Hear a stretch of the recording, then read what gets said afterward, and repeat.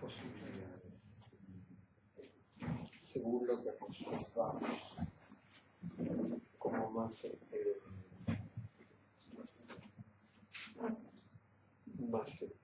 necesario.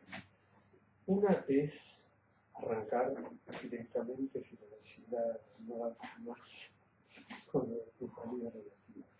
La otra es tratar de hacer un recorrido de lo que venimos desarrollando hasta acá,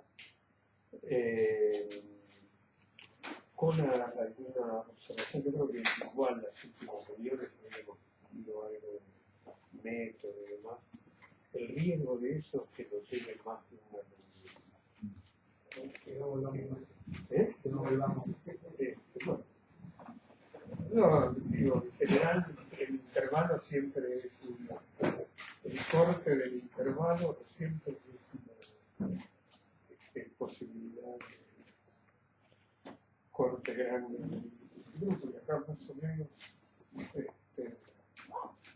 la cosa se mantiene. Pero bueno. Yo también voto por lo paso. ¿Sabes si podemos hablar del método? A riesgo de que nos lleve 2 o 3 reuniones todavía. Sí. Yo en general cuando hago los talleres de cada tomo, ya de tomo no vas a seguir porque no, pero el tomo 3 siempre arrancamos con una cosa del recorrido, pero que lleva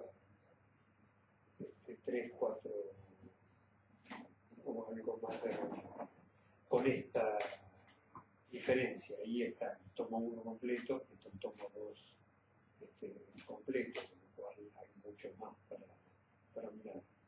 Pero bueno,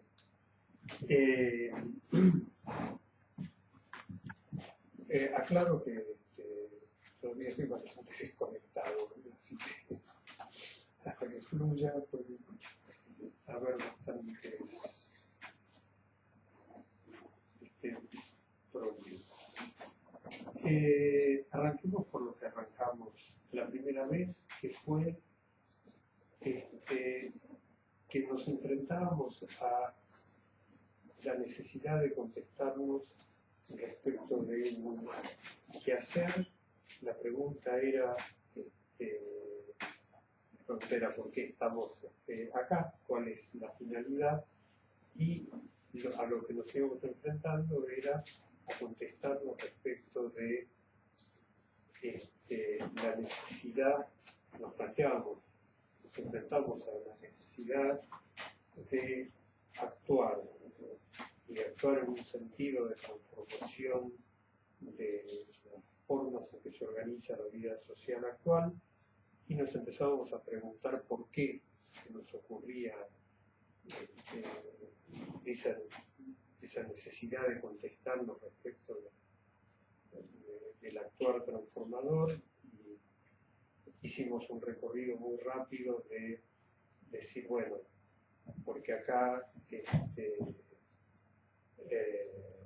nos enfrentamos en un proceso que podía parecer de distribución del ingreso como asalariados. Entonces uno se tiene que contestar qué es el salario. Para contestarse qué es el salario, uno tiene que contestarse qué es el capital, o darse por respondido con una respuesta inmediata, más o menos simple, pero por alguna razón nosotros no podíamos detenernos en esa respuesta inmediata. Dijimos, necesitamos contestarnos qué es el capital es una suma de dinero. Entonces, para poder contestarnos qué es el capital, tenemos que contestarnos qué es el dinero. El dinero sirve para que las mercancías circulen. Entonces, para contestarnos qué es el dinero, tenemos que contestarnos qué es una mercancía, y ahí nos encontramos con el punto de partida de lo que íbamos a ir haciendo. Respecto de lo del método, que me inquieta tanto, lo que primero que nos enfrentamos a eso fue, nosotros nunca dejamos de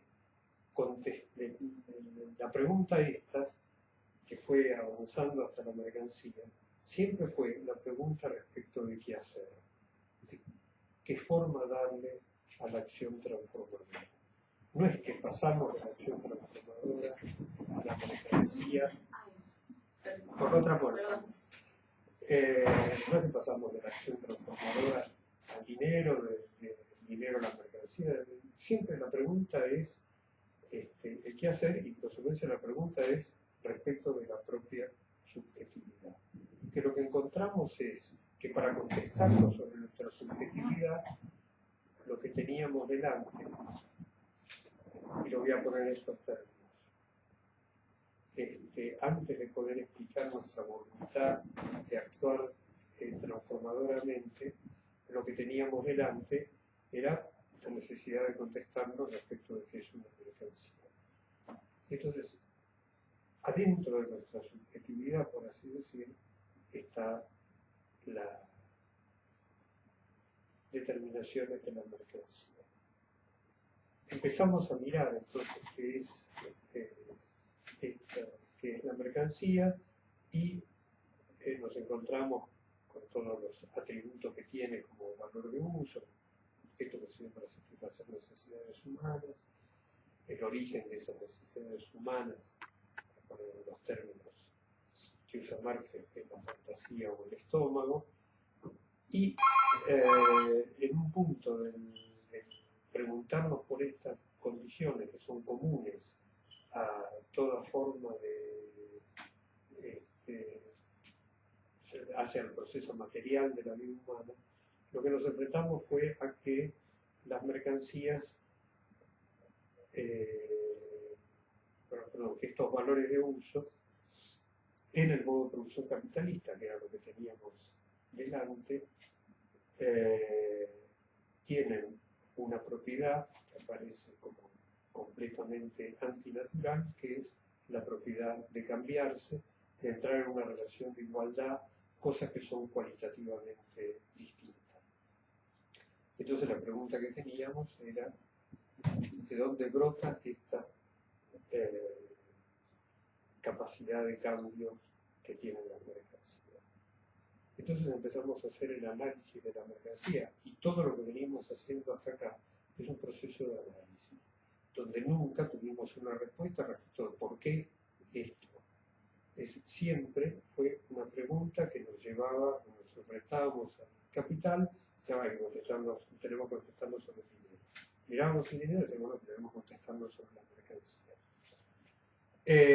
Y entonces en ese proceso de análisis, nosotros, la pregunta que teníamos era si acá hay dos objetos que parecen cualitativamente distintos de manera absoluta, pero están en una relación de igualdad, porque la relación de cambio es una relación de igualdad, entonces necesariamente dentro de esos dos objetos tiene que haber una cualidad común que está en la misma cantidad, si no nunca podrían estar en una relación de igualdad.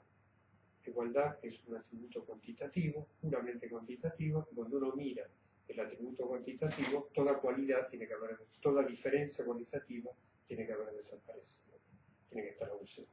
Entonces, lo que nos íbamos a preguntar era ¿qué puede ser esa cualidad que está en las dos mercancías que tenemos en la relación de cambio? Habíamos dicho, cuando uno se enfrenta a una cualidad que tiene un objeto, la pregunta que tiene inmediatamente, y esto de vuelta es una cuestión de método, es ¿de qué acción brotó esa cualidad? Uno no puede quedarse en la cualidad, necesita preguntarse por la acción de la cual brotó la cualidad. Y entonces dijimos, ¿qué acción puede intervenir en hacer que estas mercancías, objetos cambiables? Dijimos, tiene que ser una acción que tiene un doble carácter, que tiene que por un lado producir objetos cualitativamente distintos, que no se cambian mercancías iguales entre sí, y al mismo tiempo tiene que producir objetos que cualitativamente en esa cualidad común sean idénticos. Miramos las acciones naturales y dijimos que las acciones naturales hacen cualitativamente distintos a las dos mercancías, pero nunca le pueden poner un atributo cualitativamente igual que se exprese en esa relación de igualdad.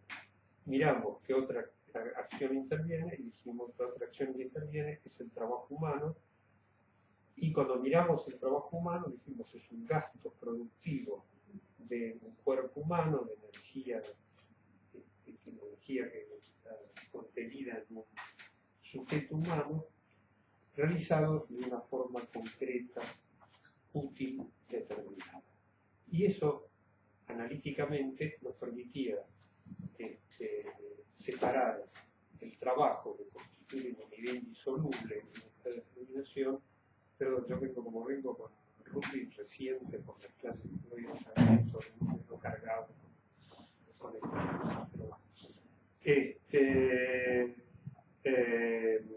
uno lo puede separar analíticamente, no se puede separar materialmente, pero analíticamente podemos decir, en cuanto gasto productivo del cuerpo humano, a esto le llamamos trabajo abstracto, a su forma concreta útil, a eso lo llamamos trabajo concreto, y entonces teníamos que ver que del trabajo concreto brotaban valores incluso distintos de el gasto productivo, si estaba hecho en la misma cantidad, aparecía la mercancía como una materialización de esa cualidad común, de ser una materialización igual de trabajo humano abstracto. Inmediatamente nos apareció que había diferencias cualitativas, en cuanto a la productividad del trabajo, es decir, la técnica que se utiliza para hacer la producción, y que también podían aparecer diferencias cualitativas en cuanto a la intensidad, y también vimos diferencias cualitativas en cuanto a la complejidad del trabajo. Se implicaba que había que trabajar para producirse a uno mismo como individuo capaz de hacer un trabajo especial, o hablábamos de trabajo simple cuando no había una diferenciación en lo que hay que trabajar para convertirse uno en un productor de valores de uso. Y mirábamos entonces cómo estaban, que si acá había una relación de igualdad, porque el punto de partida es que hay una relación de igualdad, no es que uno impone la igualdad, sino que la descubre, y lo que tiene que hacer es explicar que la resolución de las diferencias de productividad y las diferencias de intensidad venía a través de la normalidad, de lo que es normal en cada momento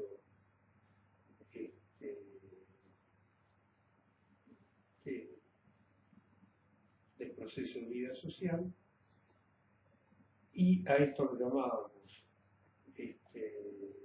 trabajo abstracto socialmente necesario, ese gasto materializado del cuerpo, ese gasto productivo materializado del cuerpo humano, y ahí volvíamos a mirar la mercancía y también veíamos que tenía otro atributo este trabajo, que era un trabajo que estaba hecho para otros, era un trabajo que un individuo hacía para que fuera un valor de uso para otros. Entonces, dijimos, bueno, ahora vamos a armar trabajo social al trabajo en el cual alguien gasta su cuerpo trabajando para otro, y hasta ahí teníamos al trabajo abstracto socialmente necesario como esa cualidad común que tenían las mercancías.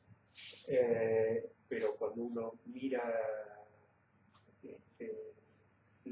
productos, los valores de uso que no son mercancías, pueden tener exactamente estos mismos atributos. Y acá faltaba una determinación específica. Y esa determinación específica la descubríamos que en la materialidad de la organización del trabajo que se hace para otros, el productor de cada mercancía tiene el dominio pleno sobre su trabajo individual, trabaja con independencia de aquellos para los cuales trabaja y al mismo tiempo los demás están privados de participar en la organización del trabajo que se hace para ellos. Y que entonces esto atributo común que tenían las mercancías era que eran materializaciones de iguales cantidades de trabajo abstracto socialmente necesario realizado de manera privada e independiente. Y que la condición para poder trabajar de manera privada e independiente, que aparecía en esto, que los demás estaban privados de participar en la organización del trabajo de cada uno, y cada uno tenía el control pleno sobre la organización de su trabajo individual, era la propiedad privada sobre los propios medios de producción. Y que con eso teníamos contestada la primera pregunta, respecto de por qué las mercancías tenían el atributo de la cambiabilidad, pero que no teníamos la pregunta que nos aparecía inmediatamente, y esto de vuelta hacia el método, la pregunta respecto de por qué cuando el trabajo social se hace de manera privada es que necesita representarse su materialización como el valor de las mercancías. No sé si de todo esto hay algo, interrúmpame cada vez que haya cosas para no sé si hay algo que me haga falta volver, discutir. Sí. Entonces empezábamos, lo que nos encontrábamos, y lo que Marx plantea en el desarrollo es, acá uno puede seguir mirando la mercancía, por lo tanto seguir analizándola, y no va a encontrar, cuando tiene una mercancía delante, no va a encontrar, tratando de analizarla más allá de este punto,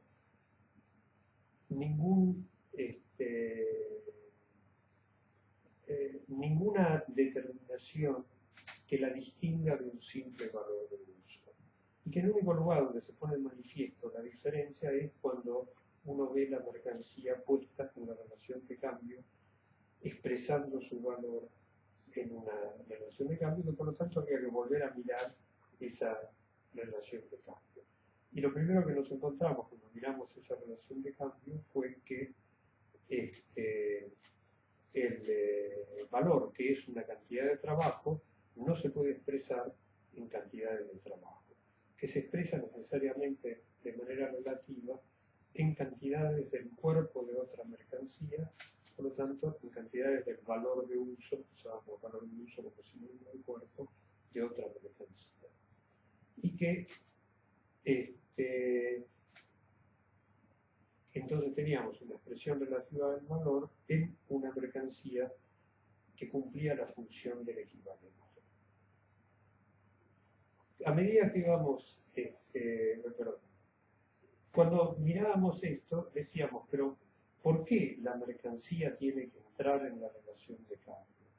No es simplemente para expresar que tiene valor, sino que lo que tiene que hacer es probar que tiene valor, tiene que mostrar que es socialmente útil. Pero que la mercancía que está en el lugar del equivalente, que es una mercancía como esta, no tiene que hacer esa demostración en la relación de cambio como expresión del valor y por lo tanto del carácter social del trabajo hecho de manera privada e independiente. Y entonces mirábamos las tres atributos de la determinación del valor, es decir, que la mercancía tiene valor, que el valor es un trabajo abstracto, que es trabajo social, que se expresaba en cantidades del cuerpo, una cosa, producto de un valor de uso, producto de un trabajo concreto, realizada de manera privada e independiente. Entonces teníamos delante estos atributos del equivalente. Una mercancía que en esa relación, que al principio era una relación singular, entraba como representante del trabajo social. Después íbamos desplegando la expresión de valor de cambio de la mercancía, hacíamos la expresión desplegada de todos los equivalentes especiales, dábamos vuelta a eso y teníamos un equivalente general, y cada vez más íbamos viendo que lo que se expresaba ahí era el carácter social del trabajo que había producido las mercancías, que estaban del lado siempre de la expresión relativa. Y finalmente llegamos a una mercancía que funciona entonces como equivalente general, como expresión del trabajo social, y en esa expresión, que esa condición, y ahí de vuelta, hasta ahí solo formalmente, nos habíamos podido desplegar todo el desarrollo todavía, parecía que formalmente esa condición tenía que recaer en una mercancía en particular que fuera socialmente reconocida en ese papel de equivalente general, y que esa mercancía era el dinero, históricamente, sin desarrollo más que encontrarlo, ese lugar lo había ocupado el oro. Y con eso habíamos completado el desarrollo del por qué la mercancía, por qué cuando el trabajo social se hace de manera privada independiente, su materialización en la mercancía necesita representarse como el valor, como la propiedad de cambiabilidad de la mercancía. En el desarrollo dijimos, Marx lo plantea como que esto está claro. Nosotros hicimos un desarrollo que en realidad fue retomar el análisis que veníamos haciendo y pasar más allá de la mercancía. Pero vuelvo a esto, ¿hay algo que quiera pensar? Entonces, la segunda parte del resumen tiene como un carácter distinto, con ese, respecto del momento como analítico. No es analítico. Ese desarrollo que hace Marx ahí no es analítico. Claro, por eso. Entonces, porque cuando parte con una relación simple, o sea, parte con el vínculo simple, lo analiza, llega hasta el límite y después vuelve al momento simple y después despliega eso bajo su propio movimiento, ¿no? Sí, con esta salvedad. Es un despliegue formal. Claro, está presentado como, bueno, si tengo esto, pero en realidad esto se generaliza. Y después está dicho, bueno, pero esto es lo que va pasando. Y cuando se da vuelta, está puesto primero formalmente como que se da vuelta, y después se está diciendo, bueno, pero acá está la expresión plena de que el trabajo que produjo todas estas mercancías es un trabajo social, porque todas expresan ese atributo de cambiabilidad en esta única que está de al lado del equivalente. Por lo tanto, el trabajo que produce esta actúa inmediatamente como productor de la mercancía que está reconocida como producto de un trabajo social, por más que sea hecho de manera privada. Nosotros en realidad lo que hicimos fue seguir el análisis y lo seguimos haciendo un salto. Vamos a empezar por la determinación más simple, pero cuando después hicimos el despliegue de esa determinación más simple de lo que uno tiene delante, que es un proceso humano, nosotros fuimos, si nos hubiéramos detenido a hacer el análisis, hubiéramos ido exactamente por hubiéramos hecho el análisis y hubiéramos vuelto por ese camino. Y entonces lo que teníamos delante era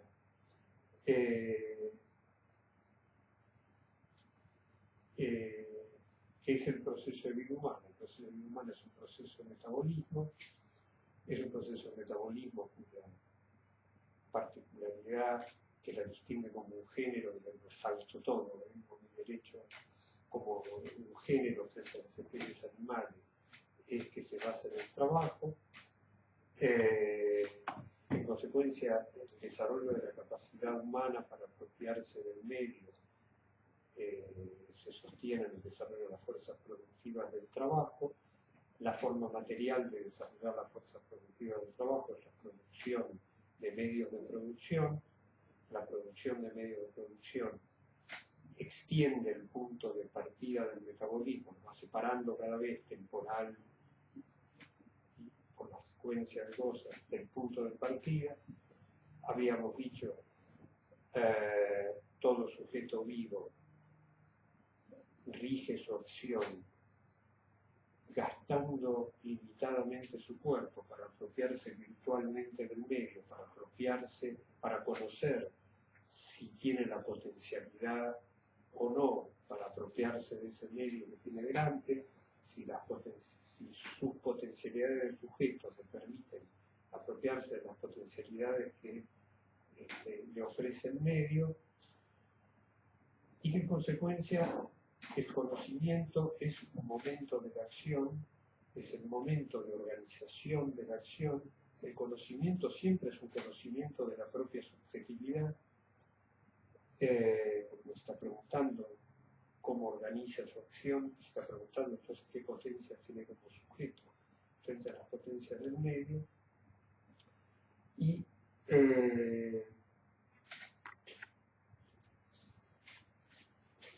lo que teníamos es el proceso de conocimiento se extiende a todo lo largo de la acción, no es que simplemente está en el punto de partida, porque todo el tiempo el sujeto se está transformando a sí mismo a medida que transforma el medio, y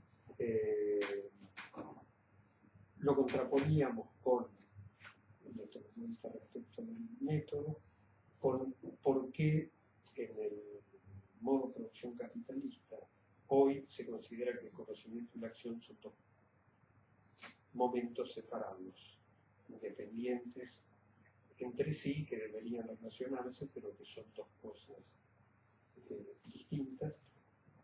Y lo que nosotros teníamos delante era el conocimiento, que es un momento de la acción, que además, cuando uno lo mira para tomarlo simplemente, es el punto de partida de la acción. Mirábamos entonces la unidad del proceso de metabolismo humano.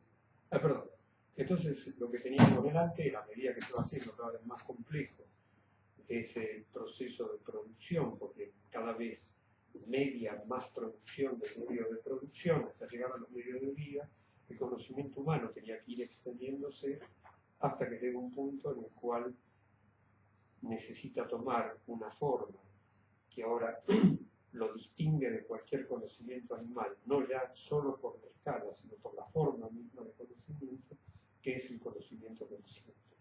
Conocimiento consciente, un conocimiento que sabe que lo que está haciendo es organizar la acción, que se reconoce a sí mismo como proceso de conocimiento. Y en consecuencia, la acción regida con ese conocimiento es una acción voluntaria, y nos referíamos específicamente a la acción voluntaria como una acción regida por un conocimiento consciente.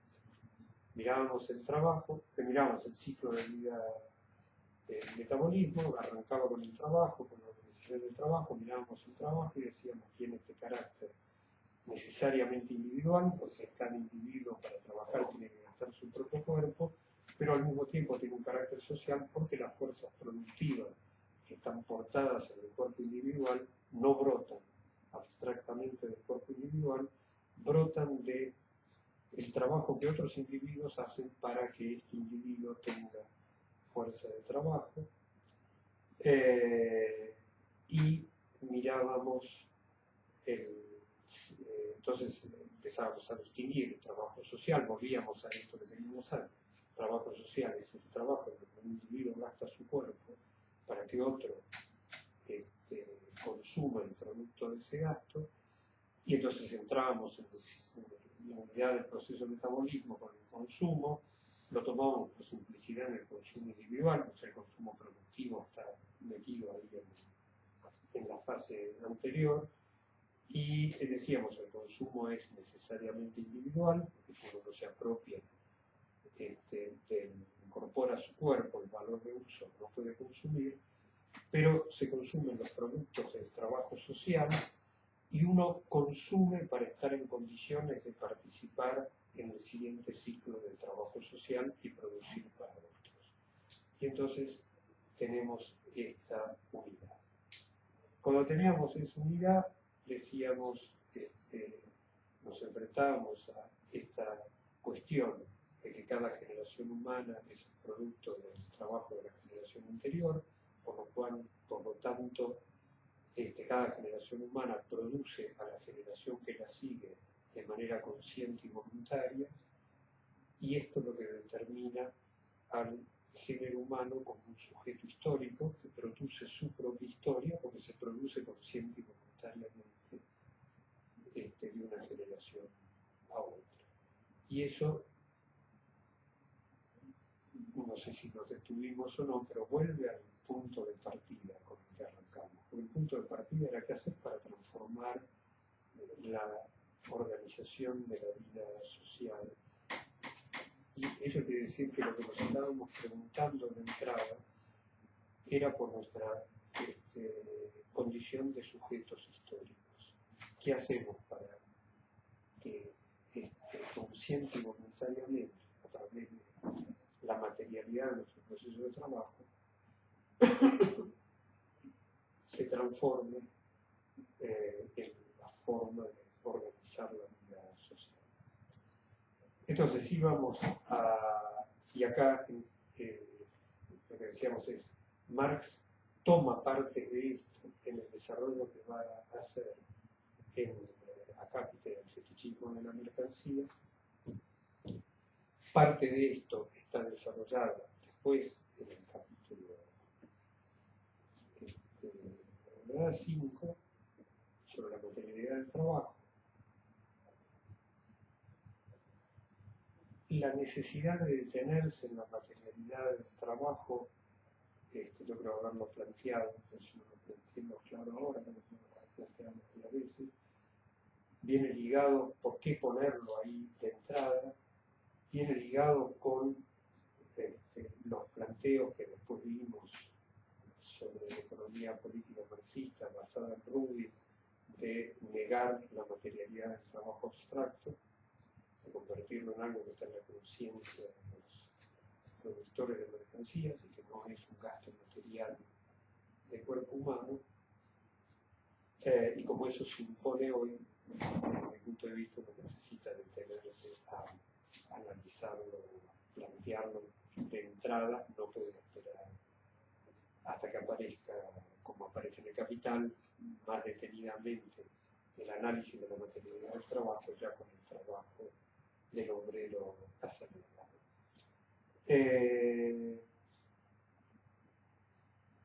Pero entonces teníamos un movimiento que fuimos haciendo acompañando el Acápite del fetichismo de la mercancía respecto de por qué cuando el trabajo social se hace de manera privada e independiente, su materialización, el trabajo abstracto, su materialización en el producto se representa en el valor de ese producto, el atributo de cambiabilidad, venía dado porque en el momento en que los productores de mercancías, tal como los conocemos como productores de mercancías, iniciamos el ciclo de metabolismo social, y ese ciclo se inicia con la organización del trabajo social, y esa organización del trabajo social es asignarle a cada miembro de la sociedad qué parte del trabajo para los demás va a realizar.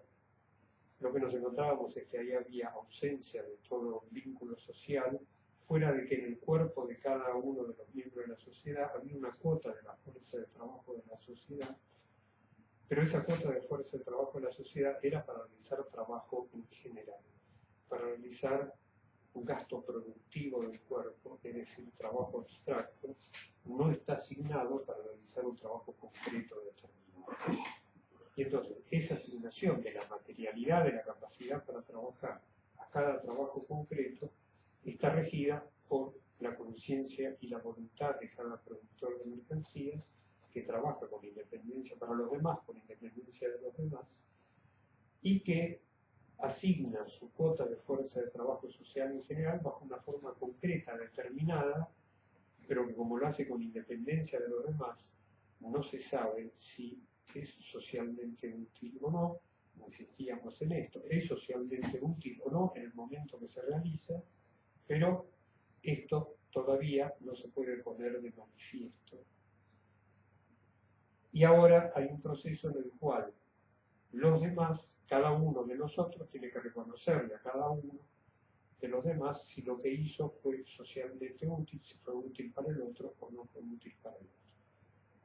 Acá tampoco hay ningún vínculo personal directo y en consecuencia esa unidad se establece a través de un movimiento automático en el cual el reconocimiento no es personal, sino que el reconocimiento se establece a través de que si el producto de cada uno es socialmente útil y está producido en condiciones normales, la materialización de trabajo abstracto que contiene se va a representar socialmente como la capacidad de cambio que tiene ese producto, como la capacidad de cambio de la mercancía, es decir, como el valor de esa mercancía va a traer un equivalente en el cambio y se va a cerrar indirectamente y a posteriori la unidad entre producción y consumo social.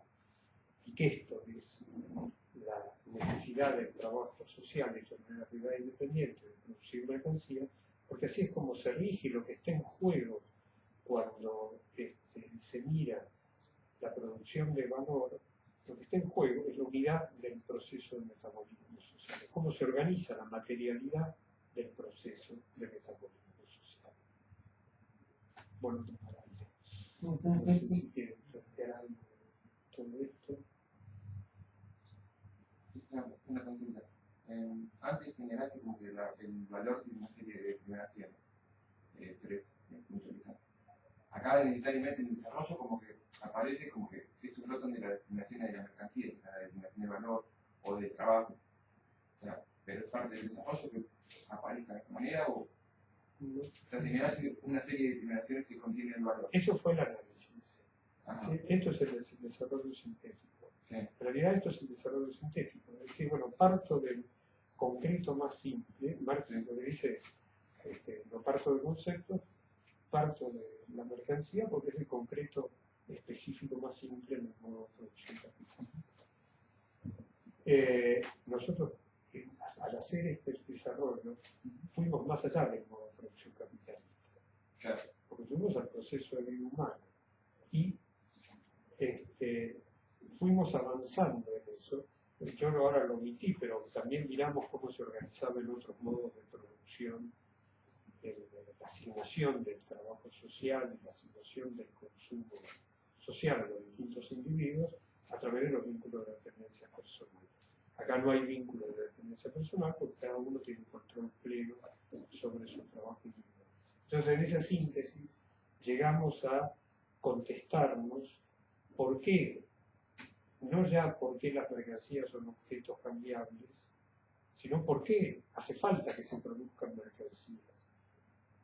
En el análisis pudimos contestarnos por qué las mercancías son objetos cambiables, pero en la síntesis nos contestamos cuál es la razón por la cual en una determinada etapa histórica, que hasta acá no está aclarado, más allá de que es el modo de producción capitalista, no está aclarado por qué esta etapa histórica tiene esta condición, porque surge esta etapa histórica, el desarrollo histórico, todo lo que uno podría decir es el producto de la acción consciente y voluntaria de las generaciones anteriores al modo de producción capitalista. ¿Cómo se organiza este proceso de metabolismo social? ¿Qué es la producción del valor? Es la organización del proceso de metabolismo social en una sociedad donde no hay vínculos de dependencia personal y en consecuencia los individuos son recíprocamente libres. Y esto es lo que uno tiene de... No sé si, no estoy seguro si entendí qué era tu inquietud. Tengo la sensación de que no. No, quizás parece un lugar común, pero o sea, yo para tratar de encontrar un poquito más de claridad, ¿no? Como un señalamiento hacia lo que planteas. O sea, acá, cuando se trata de la mercancía, después cuando se trata posteriormente el valor y demás, o sea, por la misma necesidad de, como decís vos, de remontarse siempre, la forma más simple que aparece la relación social, como que están abstractamente determinadas, tanto la mercancía primero, como luego el valor. Como que el valor no sabríamos de dónde brotaría, por la propia necesidad del desarrollo, ¿no? Como una crítica a eso. Cuando nosotros arrancamos no sabemos de dónde brota el valor. Claro. Y ese es el análisis de la mercancía. Y la mercancía tampoco. Y la mercancía tampoco. Todo Claro. lo que sabemos es que en la sociedad donde impera el modo de producción capitalista, la riqueza social aparece como una acumulación de mercancías, la mercancía como la forma elemental. Bueno, entonces miremos la forma elemental. Claro. Que haga una aclaración. Cuando aparece eso de que la mercancía como la forma elemental, ya está implícito en eso, que es una sociedad donde la riqueza no aparece inmediatamente en su unidad, sino que aparece como una suma de elementos. Porque mismo el término de una inmensa acumulación de mercancía. Aparece como elementos que no constituyen una unidad inmediata. Pero esto ahí es mirar, es un simple mirar. El desarrollo tiene que dar cuenta de por qué se empezó por ahí. Nosotros lo que habíamos planteado cuando arrancamos fue, y hasta ahí lo único,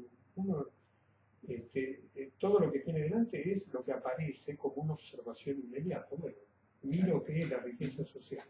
¿Por qué miro qué es la riqueza social? Porque bueno, eso es lo que venía mirando, se venía mirando cuando se preguntaba por la riqueza social, se preguntaba por qué pasaba con la vida de la sociedad. Una de las formas clásicas de mirar la vida de la sociedad era qué pasaba con la riqueza social.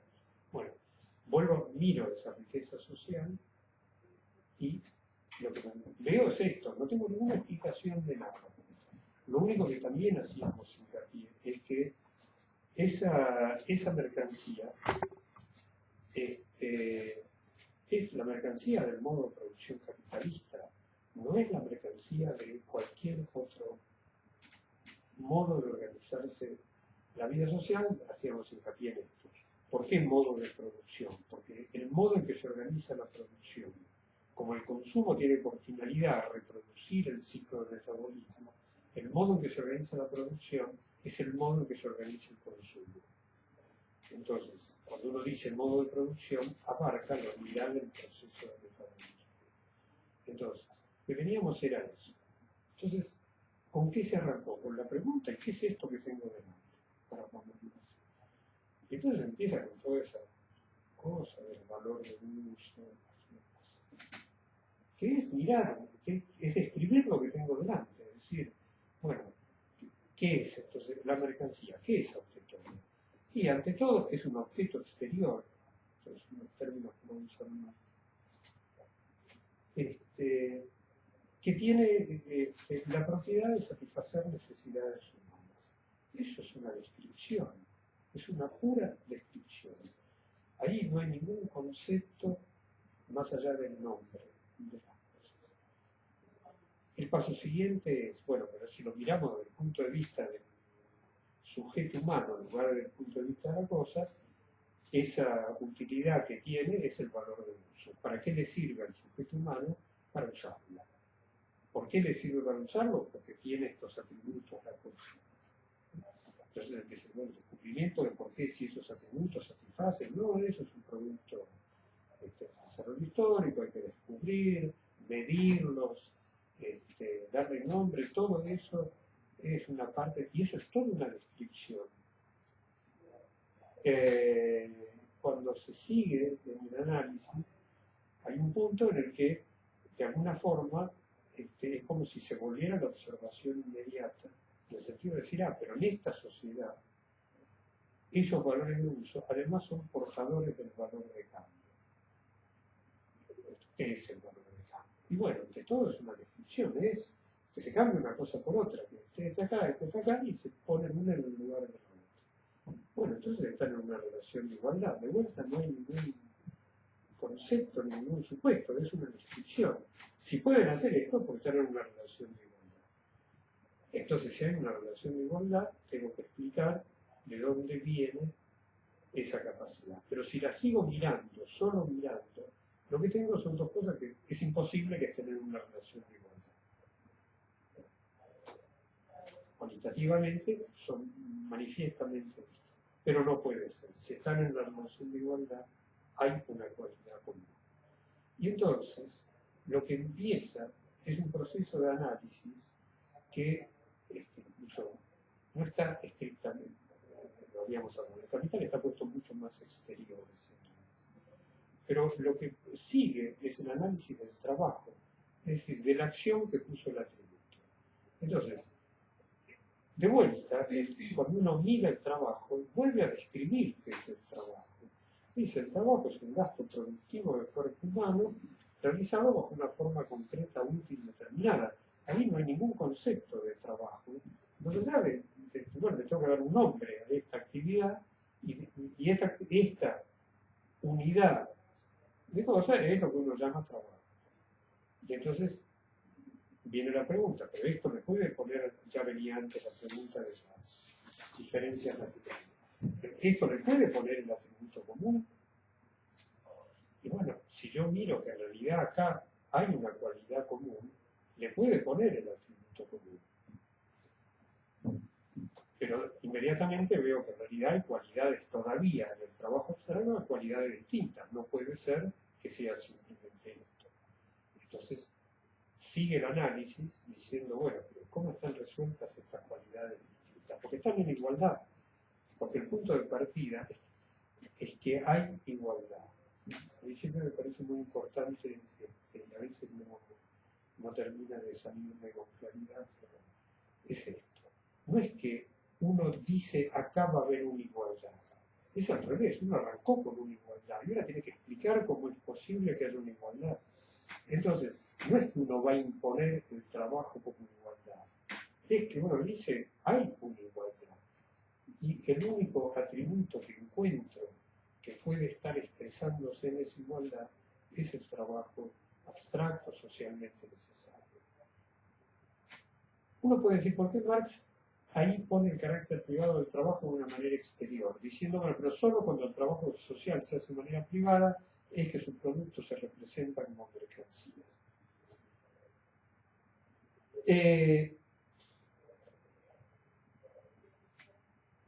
Uno puede, vuelvo siempre a decir esto, ¿por qué lo hizo así? Lo sabría él, ¿no? Y uno no puede ponerse en el lugar y decir, lo hizo esto. Eso, Marx resolvió la cosa como le pareció a él que la tenía que resolver. Uno puede inferir, analizar, pero no puede decir esto es la razón. Pero, ¿exterior en qué sentido?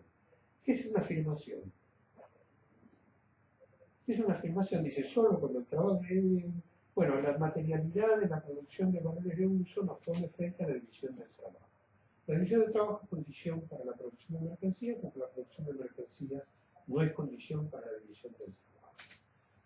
Pero solo cuando el trabajo social se hace de manera privada e independiente, su producto se representa como mercancía y sigue.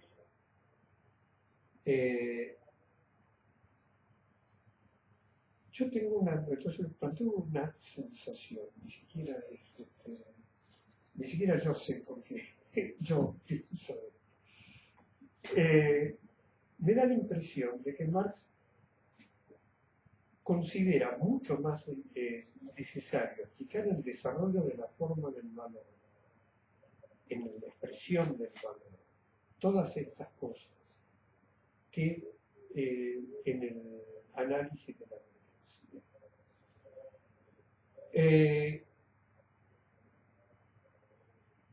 A mí me aparece como una necesidad anterior en el análisis mismo poder desarrollar. La forma en que lo hace Marx, para mí, por eso puede ser que sea la forma más estricta, para mí tiene un problema, llamémosle, práctico, que se presta, como es exterior, a convertirlo en exterior por todos lados. Y entonces saltear, como se saltea hoy dominantemente, que el problema es el carácter privado del trabajo. Y que entonces que la determinación del valor tiene que ver con el carácter privado del trabajo. Eso está borrado hoy en toda la economía política marxista que deriva de Rubin, que no borraba el carácter privado del trabajo, que lo vaciaba de contenido, vaciaba de contenido la materialidad del trabajo, pero hoy está borrado absolutamente. Y entonces digo, bueno, no es culpa de Marx que esté borrado, está claro, es culpa de que lo borra, pero esa exterioridad facilita el borrar. Y en un producto que va destinado a una conciencia que se va a manejar en la exterioridad, porque es la conciencia normal, todo lo que facilite caer en la exterioridad no es deseable. Entonces, es lo mismo que lo del descarte de los atributos naturales. Yo lo pongo, es la acción natural lo que está analizando. Marx propone es, prescindimos del valor de uso, prescindimos de todos los atributos naturales. Y entonces, me parece que hubiera una afirmación que no brota del propio desarrollo. Digo, como después analiza el trabajo, me queda claro lo que en realidad lo que estaba implícito en esa eliminación de los atributos naturales no era una abstracta eliminación, sino que estaba buscando la causa, la acción que pone este atributo, y si yo miro las acciones naturales no puedo imponer ese atributo. Pero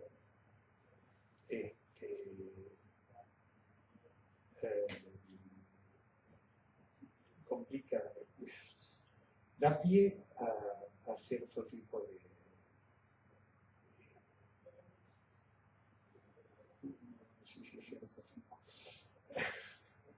da pie a planteos que lo que buscan es retroceder en el desarrollo que está hecho, es mutilar el desarrollo, es falsificar el desarrollo, porque además, si uno considera que lo que encuentra es distinto a lo que encuentra de Marx, nunca puede decir, pero en realidad esto es lo que Marx quería decir.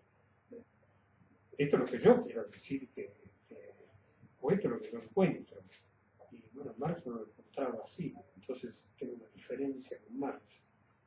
Nunca lo puedo poner en el nombre de Marx. Lo que se hace es ponerlo en el nombre de Marx. Pero Rubin lo hace crudamente, diciendo, esas son frases sueltas, la materialidad del trabajo abstracto, es una frase suelta que hay, pero que se contradicen con toda la teoría de Marx. Y entonces vamos a poner la verdadera interpretación de la teoría de Marx.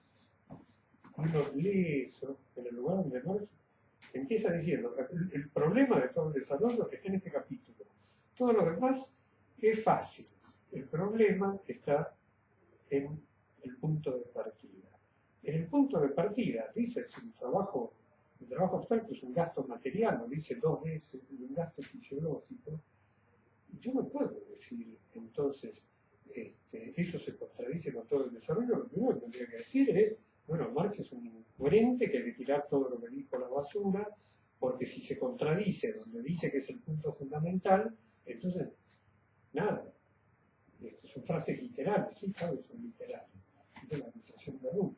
Lo tomaron literalmente dice la basura. Pero bueno, Pero con respecto a Rubin, con respecto a la materialidad del trabajo abstracto, ¿a qué se refiere? ¿Él qué dice? ¿Dónde está la contradicción? Lo que va a decir va a decir varias cosas que son altamente contradictorias. Lo que va a decir es, primero, va a decir el trabajo abstracto en el cambio de la mercancía por dinero, así que sabe qué es una mercancía y sabe qué es el dinero, antes de que exista el trabajo abstracto.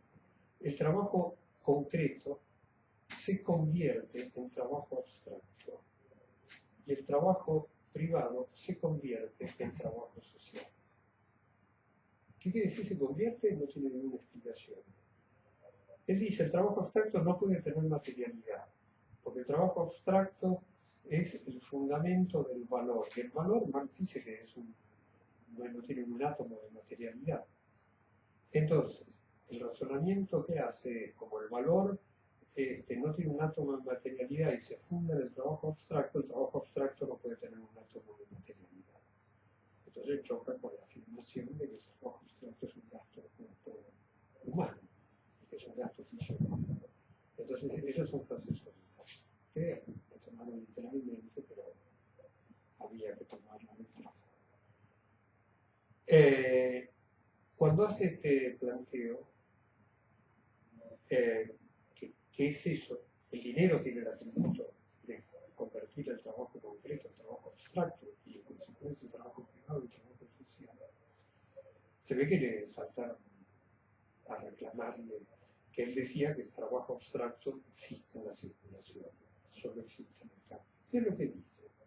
Entonces hace una aclaración diciendo, no, yo no digo eso. Lo que yo digo es que el trabajo abstracto existe en la producción, no existe en la producción en el sentido estricto de la palabra. Que el trabajo, que uno dice que quiere decir el trabajo abstracto no existe en la producción en el sentido estricto de la palabra, pero eso es lo que dice. Lo que va a decir es, el trabajo abstracto ocurre, deviene en la producción, pero se realiza en la circulación. En la circulación no se realiza ningún trabajo, porque el trabajo es un gasto productivo del cuerpo. Lo mire como se lo mire, se lo quiera llamar como se lo llame. Y en la circulación, más allá del trabajo de circulación que nosotros miramos, no hay ningún gasto, ningún trabajo productivo que se realice. ¿Y qué quiere decir? Que se viene en la producción. Y entonces, como tiene que explicar esto, dice, lo que pasa es que el trabajo abstracto existe como una presión en la conciencia del productor de mercancías que lo obliga a comportarse como un productor de mercancías, y esto le da estabilidad y fluidez al sistema económico. ¿Cómo funda todo esto? Diciendo, primero hay que entender el fetichismo de la mercancía, para entender qué es el valor. Lo que hace es invertir el desarrollo absolutamente, invertir el desarrollo materialístico, invertirlo en el desarrollo idealista, pero además se da de patadas con el desarrollo que hace Marx. Marx pone la conciencia, el fetichismo de la mercancía, después de haber explicado qué es una mercancía, y entonces qué le pasa al productor de mercancías, cómo esa relación social que tiene a través de la producción de mercancías, donde no tiene un vínculo directo, sino que tiene un vínculo indirecto a través de las cosas, determina su conciencia, como una conciencia fetichista. Y Rubin empieza diciendo, para entender la teoría de Marx, hay que primero entender qué es el fetichismo de la mercancía. Entonces la conciencia explica cómo es el ser social. Va a tomar el ser social en su determinación concreta, en su relación social concreta, y decir, bueno, ¿y ahora cómo es su conciencia? ¿Cómo porta en su subjetividad esta relación social que tiene? Vamos a ponerlo así. Sería como explicar que existe el modo de producción feudal porque hay individuos que tienen conciencia de siervos y hay individuos que tienen conciencia de señores. Y decir, bueno, por eso existe el modo de producción feudal. Uno se sometieron, y claro, en el modo de producción feudal hay individuos que tienen conciencia de siervos y conciencia de señores. Pero ese es el punto de llegada, nunca es un punto de partida. Eso te iba a preguntar, ¿intenta de alguna manera explicar por qué parte del fetichismo de la mercancía? ¿O queda como una cosa dada, naturalizada? Eso es la propiedad. Porque la idea de presión como que pareciera como algo que está aportado en la conciencia, no sé de dónde vino, pero está dentro de mí y bueno, eso se manifiesta. ¿Qué es lo que tiene Rubin implícito? Está prisionero del fetichismo de la mercancía, porque, bueno, diríamos el fetichismo antes, pero lo planteo así, porque habla de una conciencia abstracta sobre la cual se impuso el fetichismo. No es el fetichismo. Se impuso el fetichismo. Entonces, ¿qué era la conciencia sobre la que se impuso el fetichismo? Era una conciencia abstractamente libre.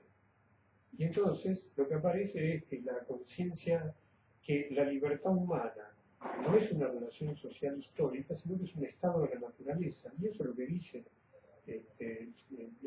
eso es lo que es propio del feticismo. Dice porque los demás le imponen a cada uno esa opresión. Porque como tiene que trabajar para los demás, y entonces lo que está mirando es la conciencia. Él tiene la conciencia de un productor de mercancía que se ve a sí mismo como carente de ser social, como carente de relación social, un individuo abstractamente independiente, que es coaccionado por los demás exteriormente. Ahora, eso es lo que le pasa al productor de mercancía. Cuando hablamos de la moral, cuando hablamos de las implicaciones de la conciencia a través de la teoría psicoanalítica, es esto. El individuo, porque tiene que actuar como si fuera un individuo carente de relación social, se ve ante todo a sí mismo como libre por naturaleza, carente de límites, y al mismo tiempo su interdependencia social le aparece brotando de exteriormente a su persona, porque efectivamente es otro demás lo que resuelve si uno produjo algo que es socialmente útil o no. Y entonces, lo que aparece es, yo haría lo que mi condición natural de individuo libre dijera que se me antoja, pero resulta que aparecen límites exteriores a esa condición natural que me imponen esos límites y que yo tengo que incorporarlos a mi persona y ser un individuo moral. ¿Qué es la forma de la conciencia? Bueno, esa es una conciencia fetichista. Me parece que esto es lo que me ocurre por naturaleza. No puedo mirarme como un órgano inmediato del proceso de metabolismo social. Porque uno no es un individuo aislado, uno es un órgano del proceso de metabolismo social. Lo que pasa es que tiene que actuar como si fuera un individuo aislado, organizar su trabajo en esta determinación más simple, de manera privada e independiente, y su interdependencia social va a parecer que brota después cuando los demás, a través del cambio, le dicen si es lo que hizo socialmente útil o no. Pero uno se mira como independiente, le parece, la apariencia es esa, la determinación concreta es que uno es un órgano dentro del proceso de metabolismo social. Y que acá no es que la vida social brota de lo que hacen individuos aislados, sino que es al revés. Lo que hacen individuos aislados es lo que porta la unidad del proceso de metabolismo social. Pero eso está desarrollando en el tomo 3 y en el tomo 2. Así que queda para ese momento. Sin embargo, hay en un capítulo que sí ahora vamos a mirar en este año, porque está en el tomo 1, y que es un capítulo que tiene un desarrollo metodológico riquísimo, donde aparece esto. Lo adelanto nada más, no debería. Pero arrancamos por la mercancía, y arrancamos por el cambio climático, y cuando miramos qué es esto, no es nada de esto, es todo lo contrario de esto. Entonces, Marx plantea más o menos en estos términos. Entonces, ¿por qué no arrancamos por acá? Porque si uno va a mirar el modo de producción capitalista, de acuerdo a su propio movimiento, es decir, no exteriormente, uno nunca encuentra la unidad orgánica general. Lo que ve son individuos aislados que entran así en relación, etcétera, etcétera. Pero llega un punto en el cual lo que uno descubre es, no soy un individuo aislado, y la sociedad está formada por un conjunto de ladrillos, elementos que vinieron de su base. Es al revés. Cada individuo es un órgano de la unidad general.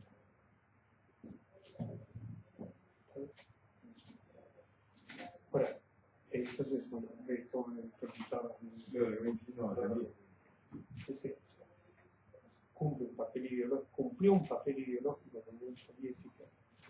El papel ideológico que hizo cumplir en la Unión Soviética le costó la vida, como decía, chocaba con el movimiento concreto, no porque fuera crítico del movimiento concreto, sino porque si uno mira eso que dice en la Unión Soviética había mercancías, y este tipo está diciendo que cuando nos liberemos del fetichismo no va a existir más la mercancía, entonces quiere decir que en la Unión Soviética no hay liberación del fetichismo. Y si no hay liberación del fetichismo, ¿qué hicimos? Yo entiendo que eso es lo que nos cuesta la vida. A lo mejor en algún momento pasó por el lado de Stalin y lo escupió. Pero digo, tengo que suponer que chocaba ahí. ¿Y por qué es reivindicado, especialmente por la nueva izquierda?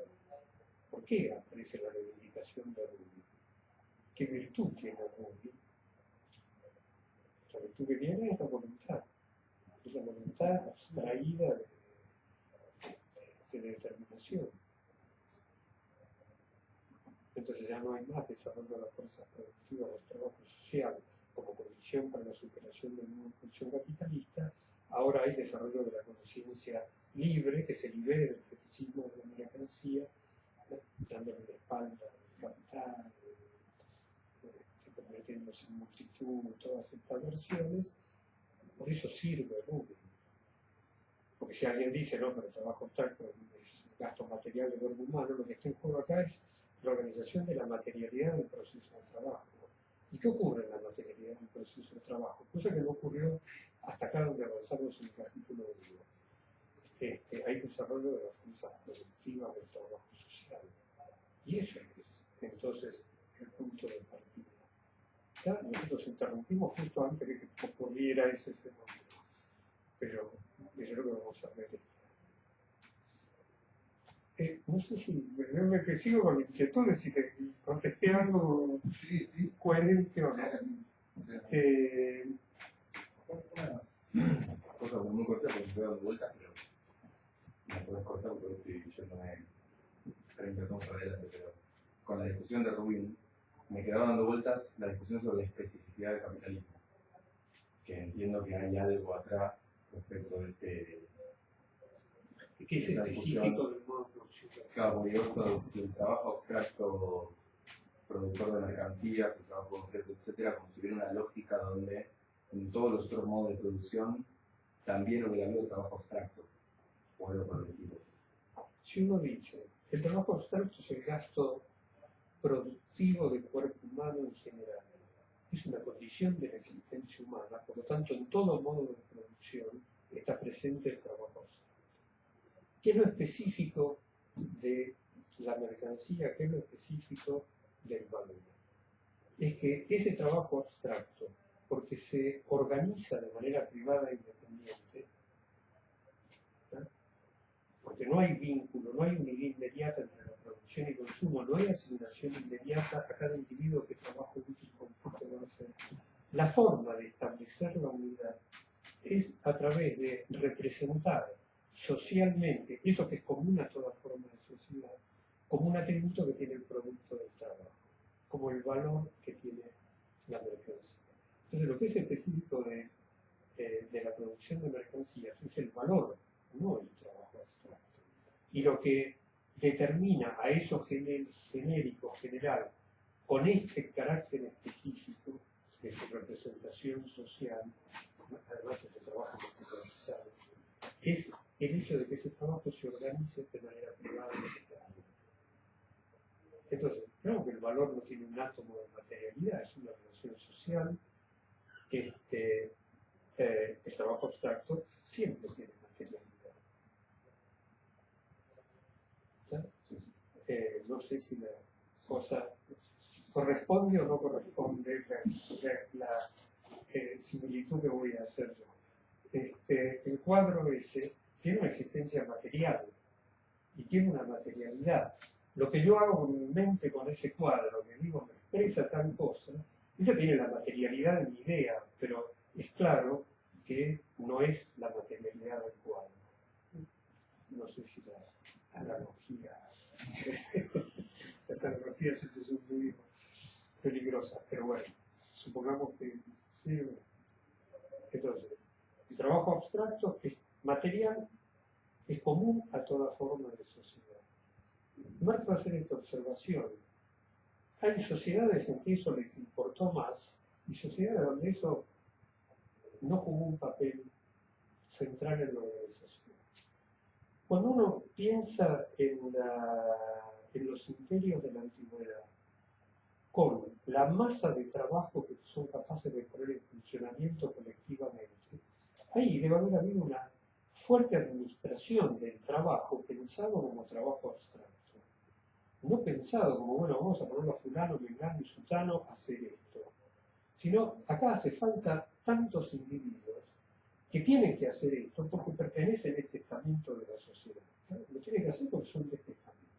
Pero no sé si son fulano, mengano o sutano. Me da lo mismo. Yo tengo que traer tantos individuos de este estamento y ponerlos a hacer esto. Entonces, ahí entiendo, esto es puramente especulativo, ya mismo, pero habría que mirarlo en concreto cómo organizaban esas sociedades su trabajo. Pero uno piensa con esa masa de fuerza de trabajo puesta a funcionar, no se puede asignar simplemente en la organización general inmediatamente a cada individuo que trabajo concreto. Después sí, cuando viene el contingente, el que maneja el contingente le asignará a cada uno el trabajo concreto. Cuando uno piensa en la mitad es la asignación de una masa de fuerza de trabajo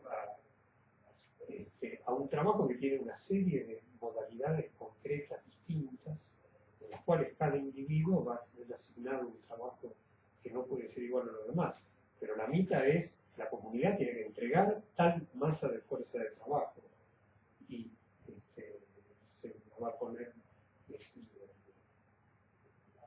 autoridades del Imperio Incaico van a disponer a dónde cómo la van a aplicar esa organización. Siempre está en juego cómo se organiza la materialidad del conjunto del trabajo de la sociedad. Ahora, un amo de un esclavo, de dos esclavos, cuando organiza el trabajo, no piensa que acá lo que está en juego es asignar la materialidad general de la capacidad de trabajar. Sabe que este va a hacer esto, este va a hacer esto, y esto.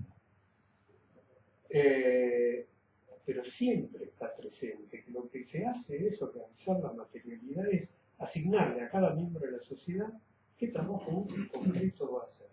Y en consecuencia, ¿qué del producto del trabajo social va a consumir? Eso es lo que hace toda sociedad para poder vivir. Y es un problema de asignación material, de capacidad para trabajar, de forma concreta como se hace ese trabajo, de valores de uso concretos que hacen falta para que se pueda trabajar como medio de producción, se pueda consumir como medio de vida. Entonces, lo que hace Rubin es decir, el trabajo abstracto es específico de la producción de mercancías. Desapareció la materialidad, digo, volviendo a esto, ¿por qué lo quieren tanto hoy? Porque entonces todo está en el aire. Es un problema de voluntades, y si se quiere organizar así o se quiere organizar de otra forma, y depende de la voluntad de los individuos. Y no nos atemos a la materialidad del proceso de trabajo, porque eso es dogmático. Ese trabajo abstracto tiene la particularidad en el capitalismo, como el trabajo se realiza de manera privada e independiente. Su materialización, no es el trabajo, no, su materialización. su producto. Es decir, materializado en su producto, se representa como la actitud que tiene ese producto para vincularse socialmente con otro producto, indirectamente vincular a sus productos. Sería valor de cambio. La forma el valor, la expresión del valor es el valor de cambio, la expresión del valor en la mercancía que opera como dinero es el precio. Valor sería analizar la mercancía de una sola y valor de cambio ya en la relación de valor sería la sustancia que hace a la mercancía un objeto cambiable. El atributo que hace a la mercancía un objeto cambiable. Es una materialización de trabajo abstracto, socialmente necesario, hecho de manera privada e independiente. Ese atributo, eso es el valor de la mercancía. ¿Cómo se representa ese atributo? Se representa como la capacidad que tiene esa mercancía para entrar en relación de cambio con otra. En consecuencia, se expresa que tiene el atributo en la relación de cambio, como valor de cambio. Marx usa intercambiando el desarrollo de valor de cambio, expresión de valor. Como la unidad del proceso de producción y consumo social necesita una expresión del trabajo socialmente útil, única, y que tenga un carácter general, y que no puede ser un trabajo que esté en actividad, porque ahí no se sabe si es socialmente útil o no. Necesita una expresión materializada del trabajo social, eso es el dinero. Entonces el dinero es inmediatamente cambiable por cualquier mercancía, las mercancías no son inmediatamente cambiables por dinero. El dinero no tiene que probar que es producto del trabajo social y representa al trabajo social. Yo siempre lo sintetizo en esto. Veo un productor de mercancías trabajando y está haciendo algo que es socialmente útil o está haciendo algo que es socialmente inútil. Pero no hay forma de saberlo hasta que ese atributo, si lo tiene, se exprese. Si no lo tiene, no se va a poder expresar porque no lo tiene y no entra en la relación de cambio. Veo el dinero y sé que eso representa trabajo social, aunque no esté en una relación de cambio. Lo único que no puede representar es la magnitud que le corresponde. Entonces, la diferencia es entre la sustancia de valor, que es ese trabajo materializado, y la expresión del valor, que es el valor.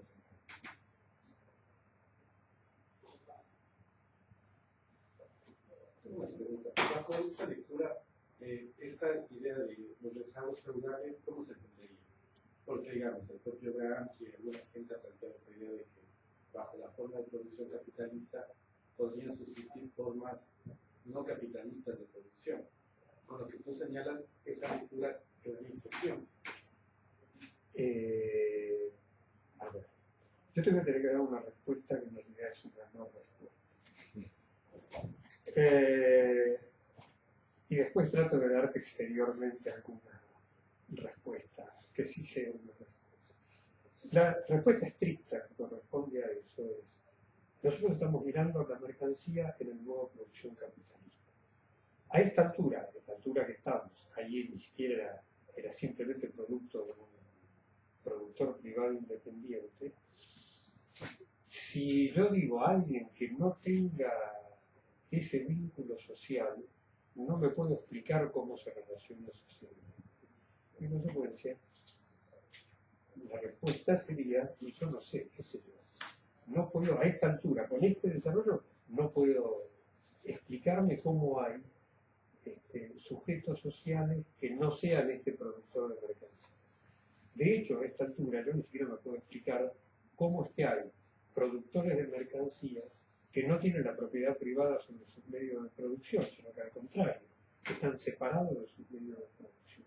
Hasta acá todo lo que puedo decir es: para poder producir mercancías hay que tener esa propiedad privada. Y esto es todo lo que puedo contestar. En la respuesta no rigurosa, y voy a tratar de... lo que va a aparecer es esto. Uno va avanzando con todo el desarrollo. Y en todo el desarrollo, primero tiene que explicar qué es esta relación social en sí. Entonces, aún cuando aparece el obrero asalariado y el capitalista, y todavía no puedo explicar por qué habría, más allá de decir, cosa que hoy no es válida. Marx usa muchas veces ese argumento y el desarrollo lo toma como parte del desarrollo histórico dentro del propio modo de producción capitalista, el trabajo domiciliario, por ejemplo, y eso. Él dice, bueno, lo que pasa es que estos son resabios que todavía no se desarrolló plenamente el modo de producción capitalista. A mi entender, hoy uno no puede decir que no está desarrollado plenamente el modo de producción capitalista en ningún lugar del mundo. Que cuando uno mira esas formas,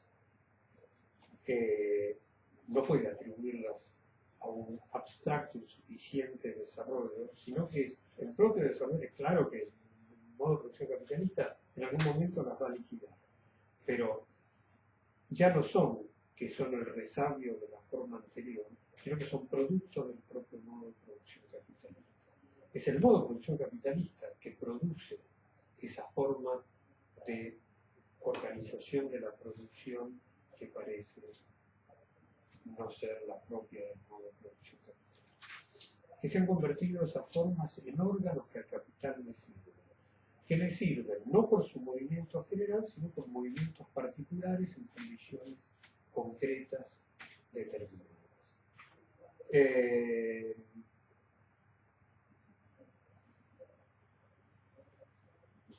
Esto tiene que ver además con todas las discusiones sobre la acumulación originaria, si puede seguir existiendo la acumulación originaria, ¿no? Pero también eso. Pero básicamente es esto. ¿Por qué subsisten campesinos? Y porque ahora son un órgano del modo de producción capitalista. Que cuando no les sirven más, los va a revelar. Que cuando los necesita como obreros asalariados, los convierte en población sobrante latente para que afluyan los centros donde necesita la fuerza de trabajo urbana, industrial, comercial. Y que uno primero tiene que explicar la unidad general del movimiento para después poder mirar por qué en determinados lugares, bajo determinadas condiciones concretas, toma formas que parece ser lo contrario de lo que es el movimiento general. Pero uno no puede decir, bueno, esto está fuera del movimiento general. Porque hoy nadie puede, no sé si en el medio del Amazonas habrá comunidades que están ahí en esas condiciones por omisión del modo de producción capitalista, no por el suficiente desarrollo, sino que porque no les sirven, aunque sea por ahora. Cuando les sirven, se acabó, y además sufren toda una serie de consecuencias.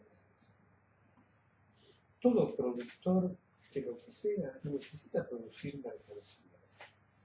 No se puede hoy estar al margen de la producción de mercancías. Marco va a desarrollar las formas concretas de eso, hay que pagar impuestos. Nadie puede no pagar impuestos. Lo que más no sea por eso, necesita producir mercancías. Pero además, hace falta disponer de medios de producción. Y si uno fuera a producir sus propios medios de producción, entonces está condenado a una primitivez absoluta de la posibilidad y una mutilación absoluta de su fuerza productiva, porque tiene que hacer un instrumento, tiene que ocupar su tiempo hacer un instrumento. Entonces, es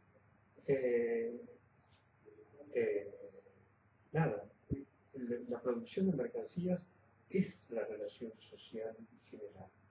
Aunque uno, por sus condiciones concretas particulares, haya lugar para ciertos vínculos personales, de comunidad, personales de familia, personales de comunidad, que no se hayan disuelto.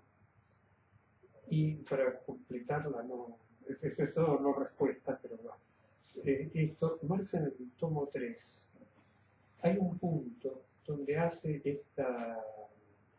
este desarrollo.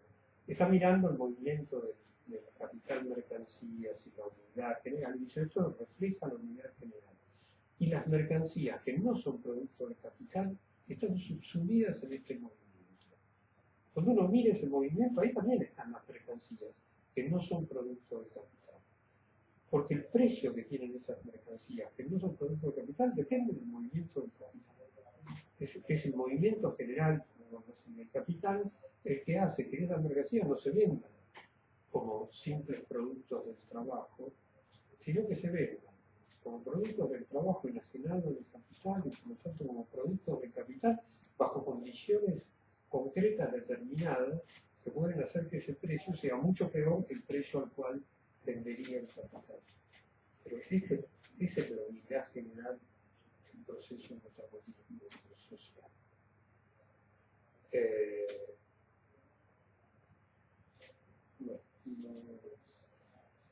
No sé hasta dónde contesto esto. Sí, es eso.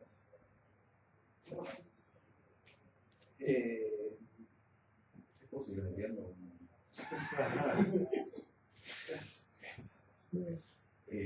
Las cosas que me brotan, primero que tenía que ver con esto, porque cuando habíamos discutido el surgimiento, el análisis abstracto o el análisis teórico de la mercancía, No hay ningún análisis teórico. No hay ningún análisis teórico. Yo lo dije. está mal la palabra. Yo puedo analizar este par de zapatos y decir, bueno, ¿qué es este par de zapatos? Un valor de uso, ¿verdad? En algún momento, como no lo produje yo, tengo que decir, y yo lo cambié por algo, claro, decir que tiene valor de cambio. No tengo nada teórico, lo que estoy haciendo es mirarme, es más, como digo, es mirar la propia subjetividad. Lo que estoy haciendo es mirarme a mí mismo y describirme a mí mismo. Primero, a cierta altura me puedo describir con los ojos de la cara. A cierta altura tengo que empezar a describirme con los ojos del pensamiento. Ya no me puedo describir porque no me veo. No veo lo que está dentro del zapato. Y entonces, lo que estoy haciendo es describirme. Así que no tiene nada de teórico. Es más, lo teórico era lo único que iba a decir. No, agrego una cosa más a la idea. ¿Y qué estoy haciendo yo cuando me pregunto qué zapato? Estoy organizando mi acción. Y por lo tanto, estoy actuando. No hay ninguna teoría.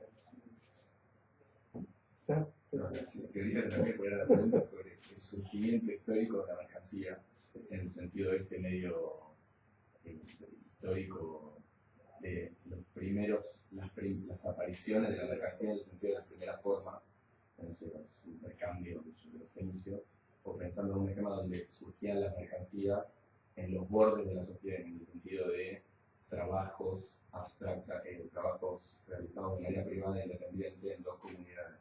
Sí, Estoy pensando en esto al respecto, me quedé con ni siquiera lo mira como trabajos privados independientes a esa altura, pero sí, ¿a dónde apuntas? Apuntaba a esta diferencia, pues solo porque no tengo ningún pensamiento más allá de eso, de el surgimiento histórico de la mercancía en el desarrollo, no sé, en la historia de la humanidad, los primeros momentos donde puede surgir una especie de Yo te mercancía contesto y eso una parte. no debe tener nada que ver, que surgió con el lugar que ocupa la mercancía en el modo de producción capitalista, pensando en lo que es la historia. Por eso, entonces el problema es que nosotros empezamos diciendo la sociedad de la entera en modo de producción capitalista, la riqueza social aparece en una inmensa acumulación de mercancías. Entonces lo que tengo delante es la mercancía del modo de producción capitalista. Y todo lo que me puedo explicar hasta acá de esa mercancía es que tiene estas atributos. Cuando arrancábamos yo planteaba en el desarrollo del texto del Capital, el capítulo 1, no hay ningún desarrollo histórico. La historia aparece exteriormente como comparación en el punto del fetichismo en particular, donde lo que va a decir es, bueno, hay otras sociedades para hacer el contraste, pero no está explicando el valor por el desarrollo histórico del contraste.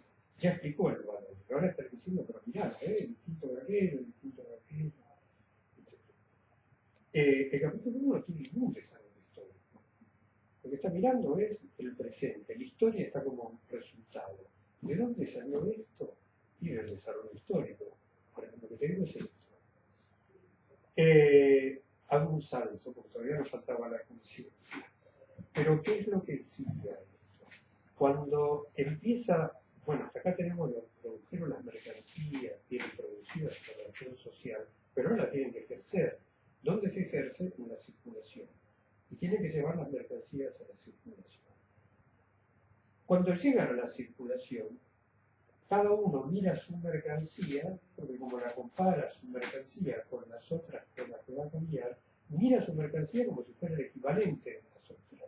Por lo tanto, el representante del trabajo social. Y eso lo hacen todos.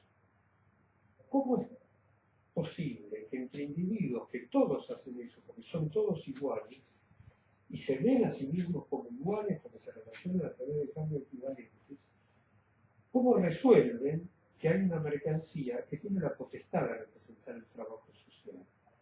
Que eso que cada uno ve respecto de la suya no vale para la mercancía de cada uno, sino que hay una que tiene ese privilegio.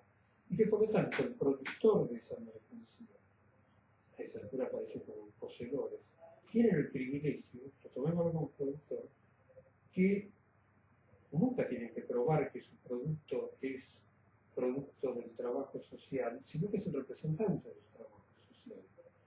Y entonces, ese es un privilegio que tiene alguno. ¿Cómo hicieron individuos todos iguales, que se ven a cada uno como si la suya tuviera que ser el equivalente, para darle el privilegio a otro? Y la respuesta es, no pueden. Entonces, tenemos que ir a mirar de dónde salió el libro. Y para eso tenemos que mirar dónde salió la mercancía. Y cuando la mercancía nace, no es cambiable como materialización de trabajo abstracto socialmente necesario. Es cambiable por la voluntad de los que cambian, que no son individuos, sino que son comunidades. Y empieza ese desarrollo, que es un desarrollo histórico, muy esquemático, ¿no?, para ir a esto. Y entonces lo que va poniendo es, bueno, a medida que esto va ocurriendo, empieza de forma fortuita, se convierte en una necesidad, porque esto potencia la vida de cada comunidad, y empieza a meterse adentro de cada comunidad, y a disolver los vínculos directos que organizaban la vida de esa comunidad. ¿Qué es lo que ocurre? A medida que van disolviéndose esos vínculos, y cada vez más el vínculo se establece a través del cambio de mercancías, cada vez más la conciencia de los productores deja de ser lo que le da cambiabilidad a la mercancía, la voluntad de los productores, y es portadora de la determinación de la cambiabilidad como materialización de trabajo. La cambiabilidad de las mercancías nace históricamente como un acto de voluntad, termina determinando la voluntad, la producción de mercancías termina determinando la voluntad de sus productores. En ese curso, para facilitar el cambio, fue necesario ir separando una mercancía que funcionara de intermediario. Y entonces el dinero empieza su historia no como representante del trabajo social hecho de manera privada, sino como un facilitador del intercambio. Que para no darle privilegio a nadie, Marx observa que en general se usa algo que viene de afuera.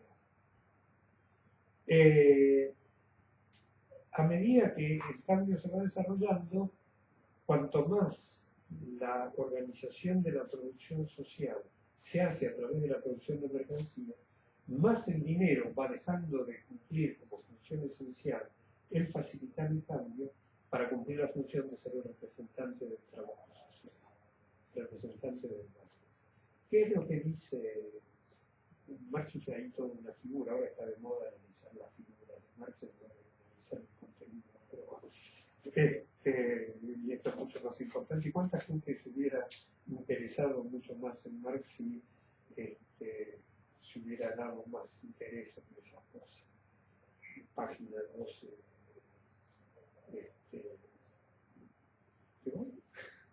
Podría ser una cosa por el estilo. Ayer Clarín. ¿Eh? Ayer Clarín. Ah, Clarín, puede ser. Sí, Anunciando el espectáculo que va a Hoy haber. página. Hoy está el espectáculo que va a haber el sábado en Cervantes, donde entre otros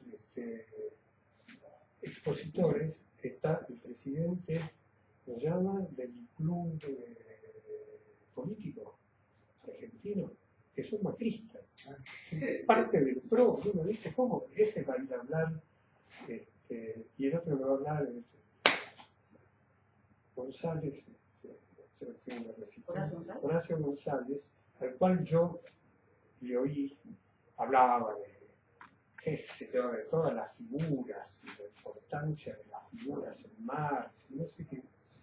Y uno de los del público le preguntó, pero todo eso, no me acuerdo bien la pregunta, pero era todo eso,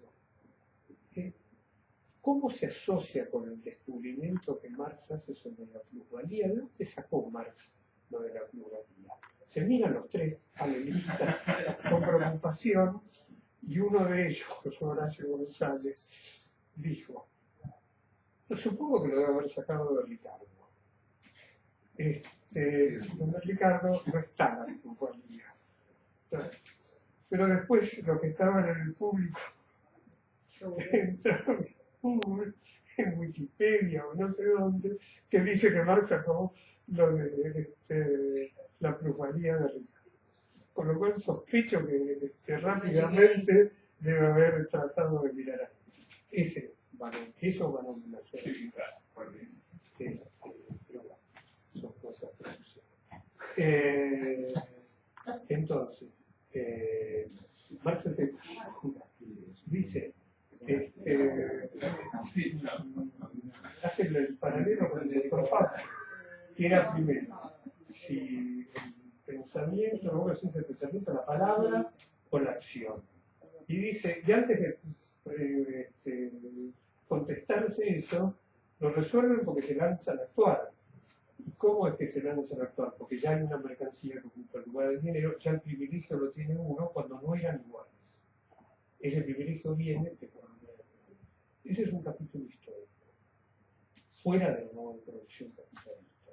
Después no vuelve a haber un capítulo histórico fuera del modo de producción capitalista hasta la acumulación original.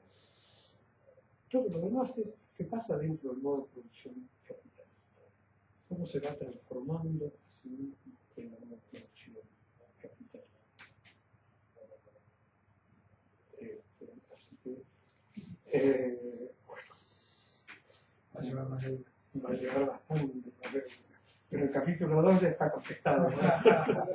El capítulo 2, salvo la parte, la relación en la circulación, lo del dinero ya está contestado.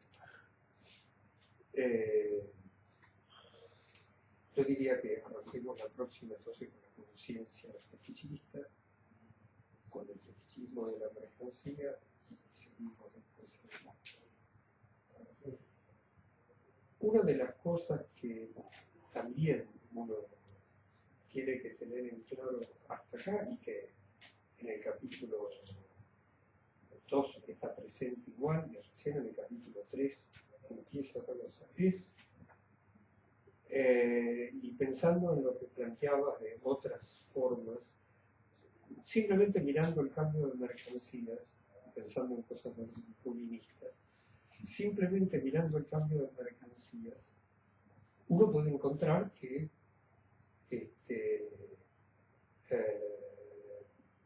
no hay equivalencias, que por circunstancias, ¿no? Sobra, falta, no hay equivalencia. Y sin embargo se cambia. Hasta acá uno no puede explicar eso. El planteo de industria argentina, que dice que para entender el valor uno tiene que incluir la oferta y la demanda en el cambio. Todavía no se pudo explicar por qué las mercancías son objetos cambiables y se está metiendo el ejercicio del cambio en lo que pasa en el cambio.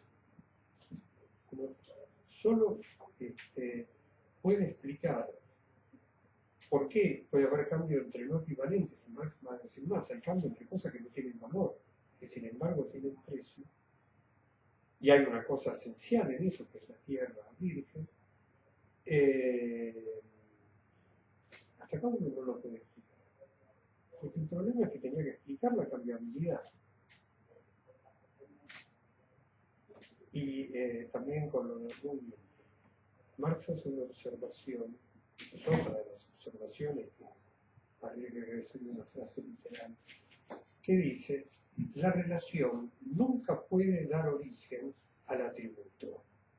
Es al revés.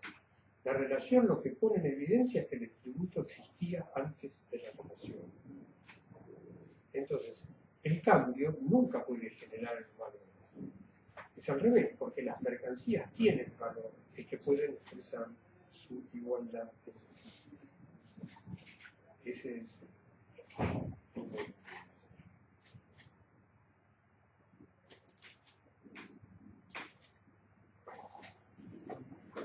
más intenso.